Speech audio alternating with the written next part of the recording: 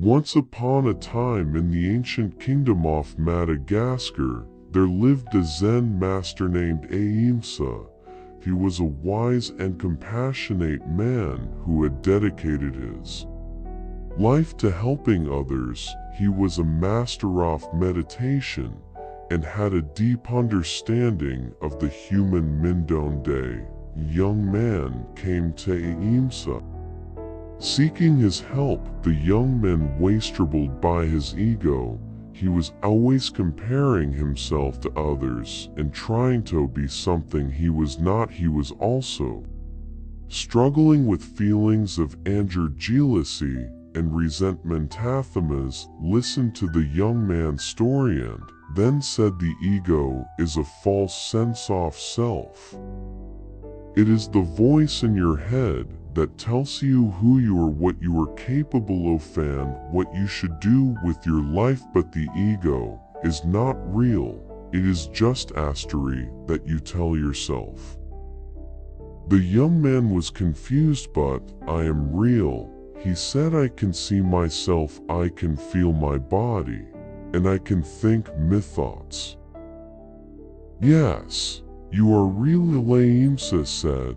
"But your ego is not you. Your ego is just a collection of thoughts, feelings, and sensations. It is not who you truly are."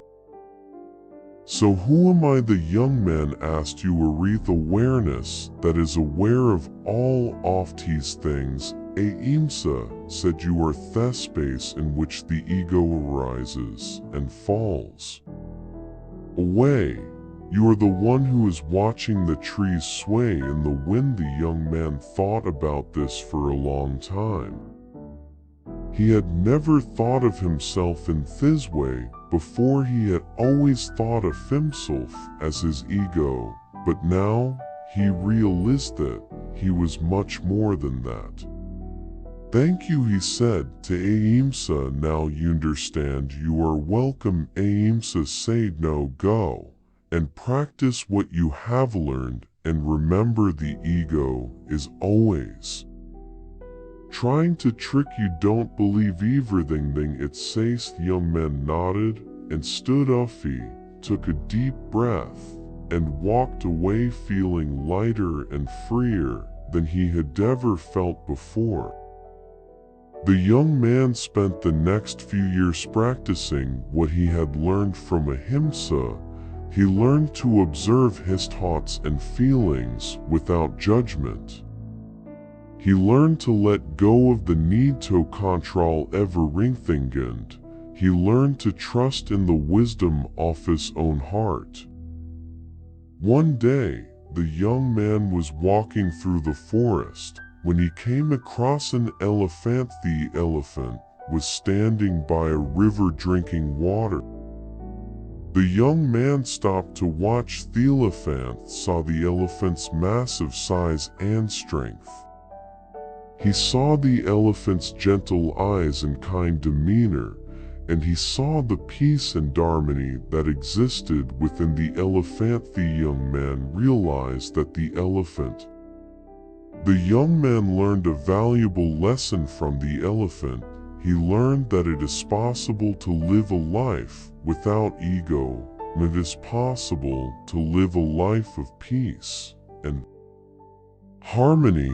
The young man continued to practice what he had learned. He lived a life of simplicity and compassion. He was at peace with himself and with the world around him.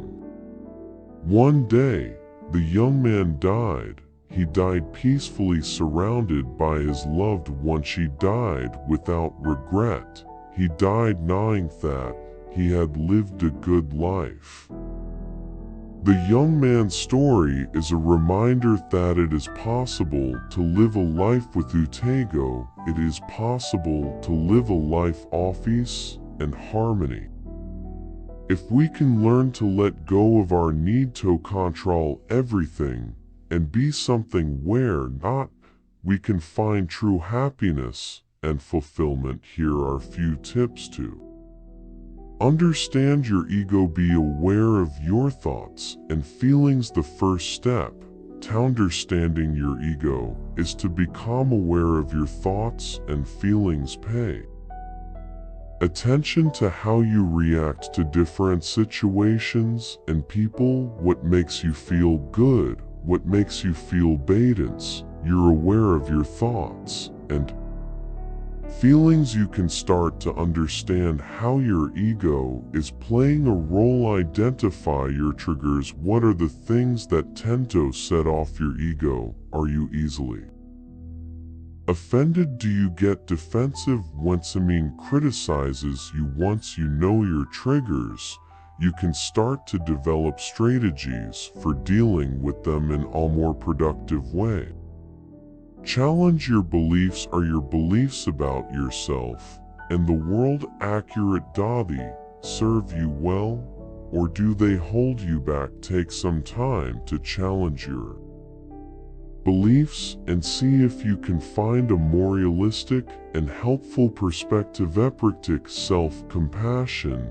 The ego is often driven by fear and insecurity. When you can practice self-compassion, you can start to let go of those fears and insecurities. This can help you to become more grounded and less reactive. Connect with something larger than yourself.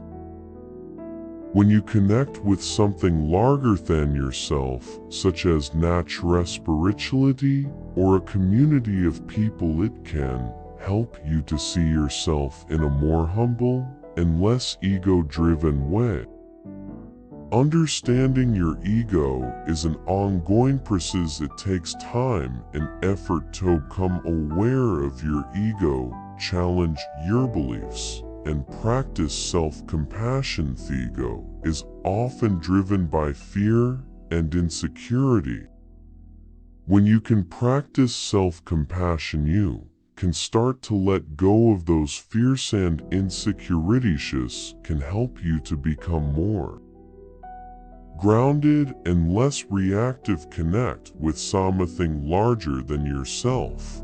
When you connect with something larger than yourself, such as nature, spirituality, or a community of people, it can help you to see yourself in a more humble and less ego-driven way. Understanding your ego is an ongoing process. It takes time and effort to see yourself in a more humble and less ego-driven way. Understanding your ego is an ongoing process. It takes time and effort to become aware of your ego, challenge your beliefs, and practice self-compassion. But it's worth it. When you understand your ego, you can start to let go of its control and live a more peaceful and fulfilling life. Hope you enjoy this story.